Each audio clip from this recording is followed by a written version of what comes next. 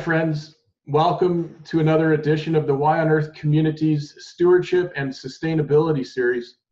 I'm so excited to have the opportunity today to speak with Dr. Safi Kaskas, who joins us from Jeddah, Saudi Arabia.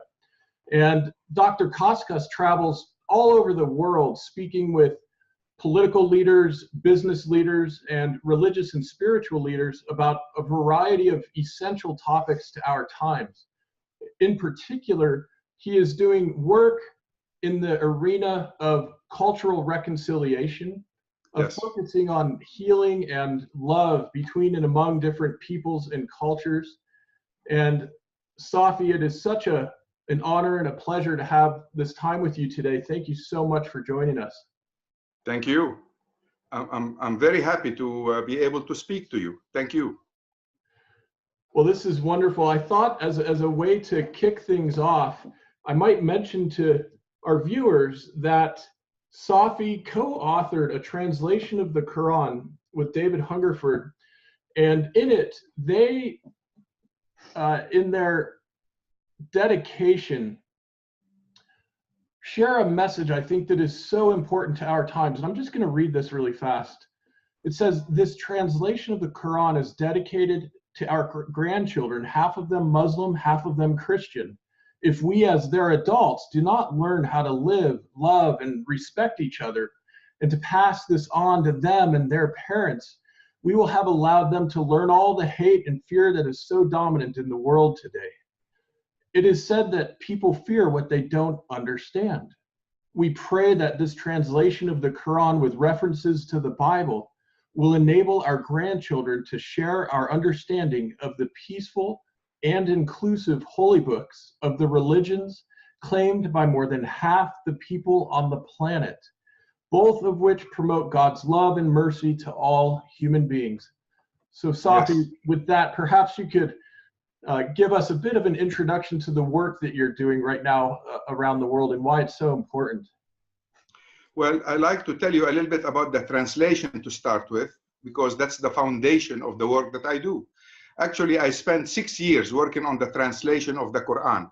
The reason I work on a new translation, there are over 200 translations you can find in any bookstore.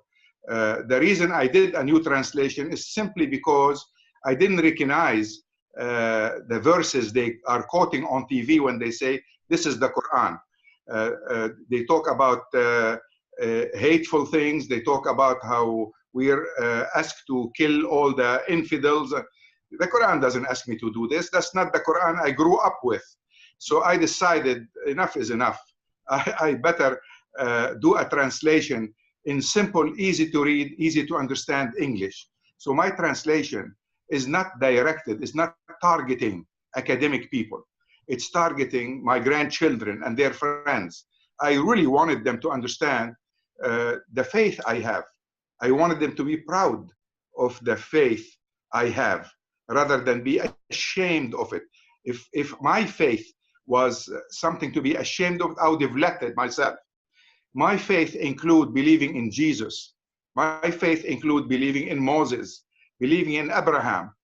Their faith is my faith. I don't have any faith coming from a different planet. I have a faith made for people who live on planet Earth. And this faith calls us to build bridges rather than build walls around us. So I go around the world talking about what I found in those 6 years in the Quran. I thought I know the Quran very well.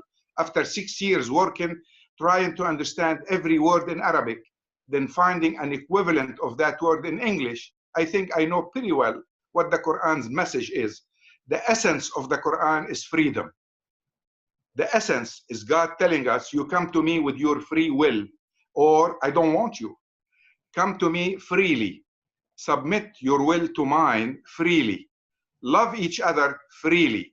Do good work on earth freely. Only this work that you do with your free will that count. And then at the end, you come back to me. And I'm going to hold you responsible for whether you loved each other, whether you loved your neighbors, whether you loved your enemies, whether you lived in peace or whether you worked for peace. It's not always possible for us to live in peace, but at least we can work for peace. So This is basically what I go around the world talking about. It's a message of bringing people together, reconciling everybody, talking about love rather than hatred.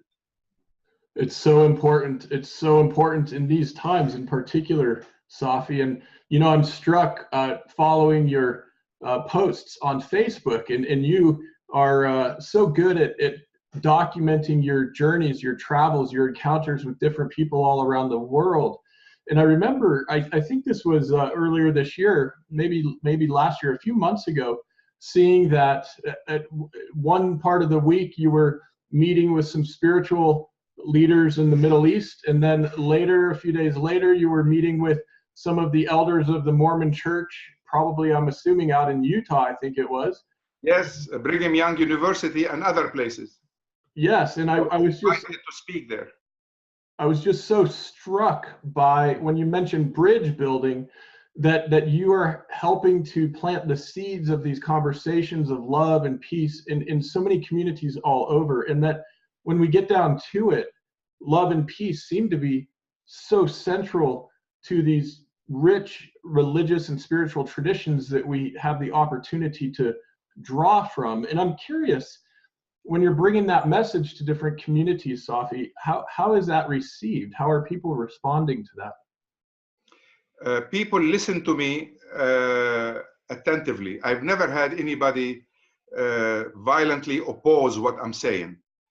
I'm talking about basically loving God and loving neighbor. That's the essential message that I bring to others, especially in the United States. We need that message. We need to implement that message. I mean, at one time, I heard love God and love neighbor so much from my neighbors.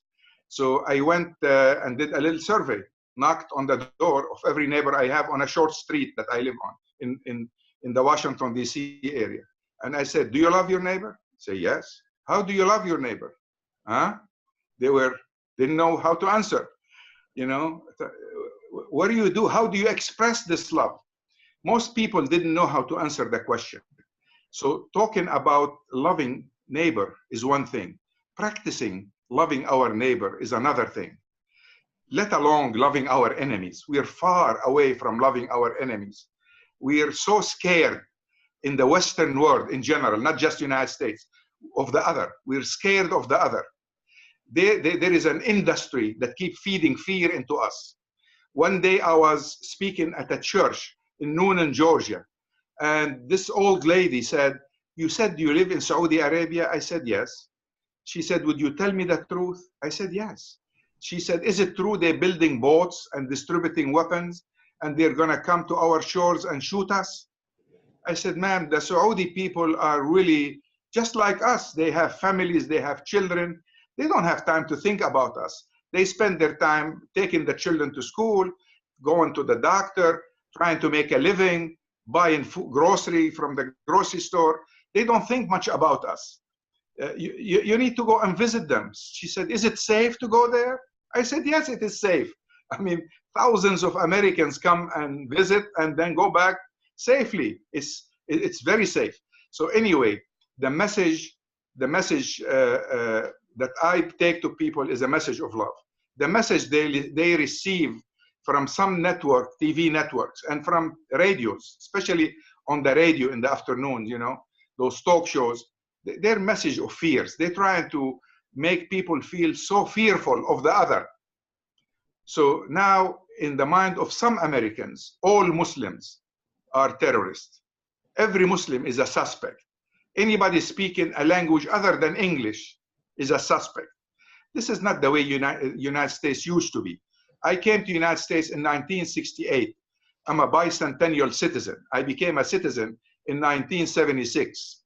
So I am very proud to say this and to repeat it. The United States I lived in at that time is not the same as the United States we live in today. Most likely people had racism, but it wasn't open. It wasn't obvious. They didn't share it openly. Now the atmosphere is is kind of poison, and I don't like this. I don't like to see this. I don't know what kind of place is going to be for my grandchildren to grow in. I mean, we live there, you know. I'm here today, but my home is not here. It is in the Washington, D.C. area. This is where I live. So, you know, it's just, I care about what happens there. I want it to be a pluralistic country, not a diverse country. I know a street in Maryland where you have a Jewish synagogue, a Catholic church, a Baptist church, and a Hindu temple. But those guys don't know each other. They don't talk.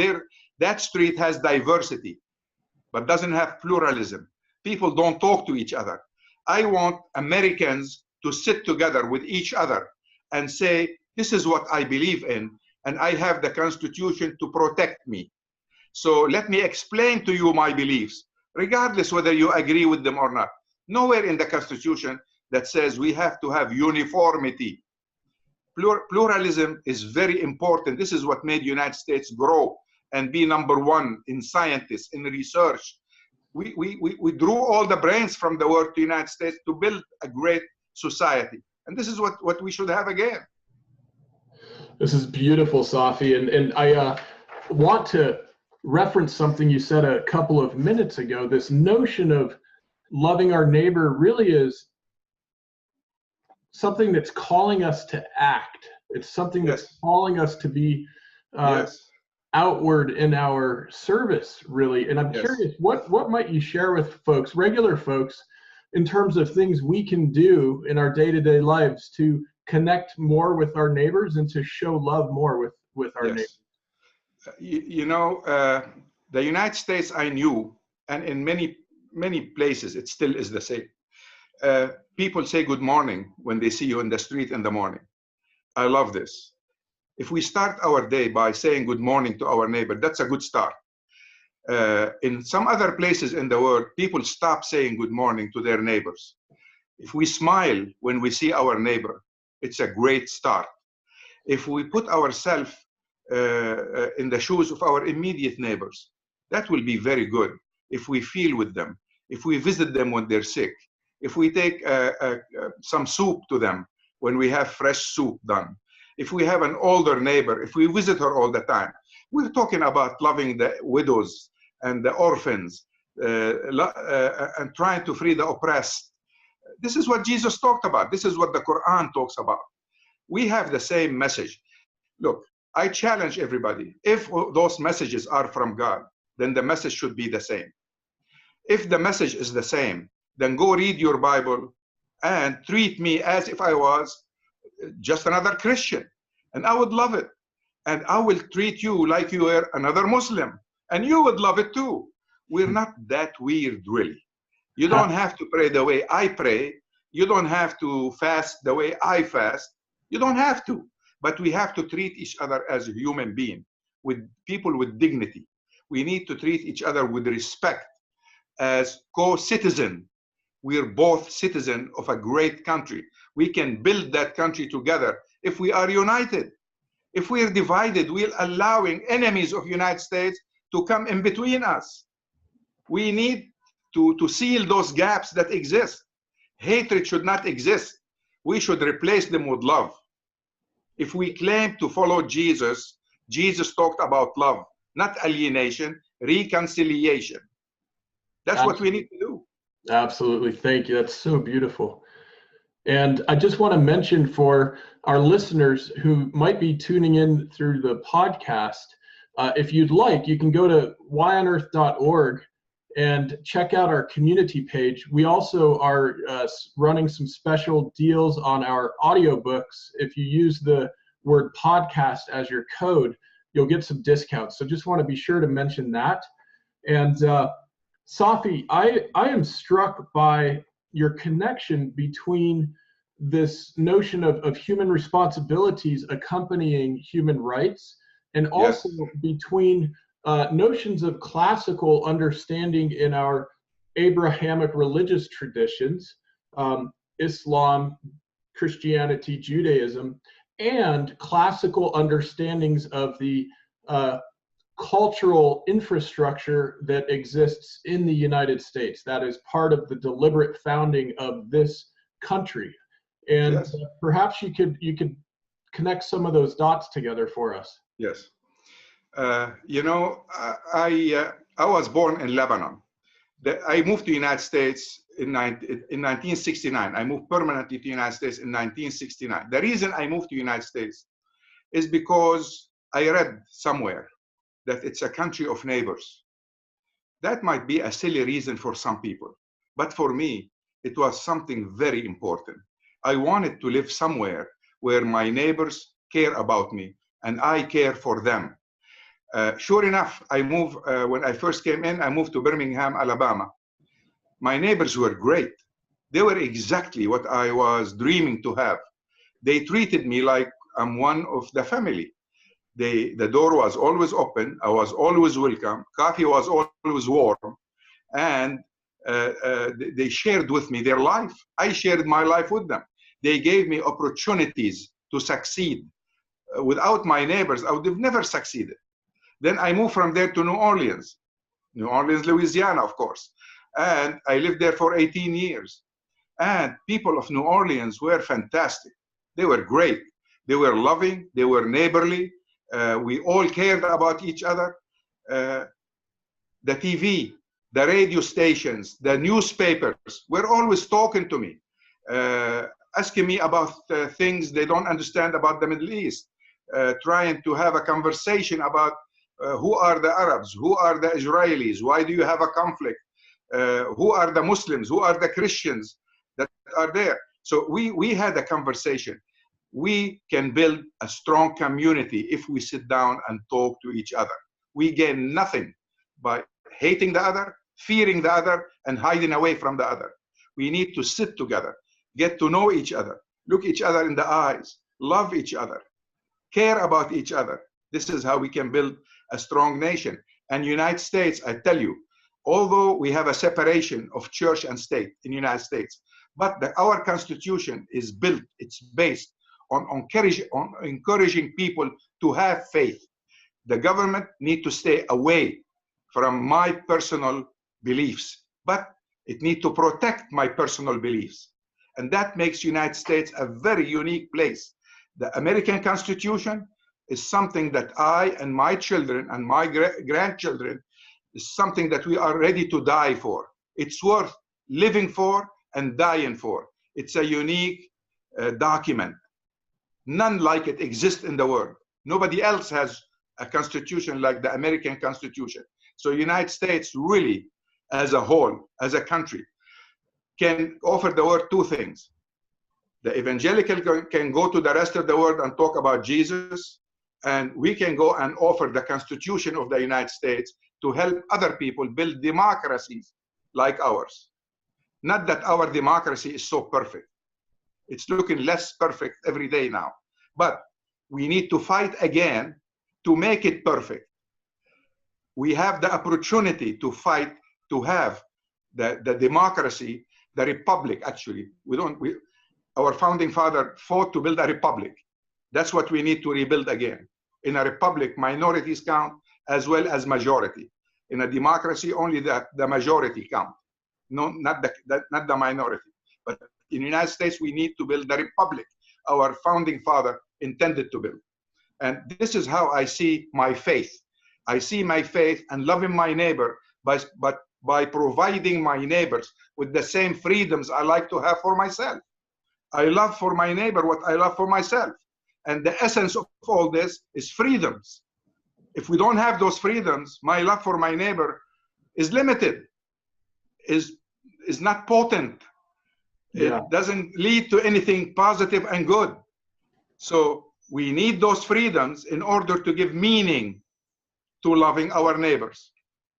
It's so beautiful, Safi. It reminds me of a story, a place that I read about when I was researching Why on Earth. And in many parts of our world right now, we're experiencing political conflict, cultural conflict, and of course, increasingly in some areas, we are seeing environmental challenges emerging as well. And all these things are colliding in creating complex and very difficult situations for many of our brothers and sisters on the planet right now.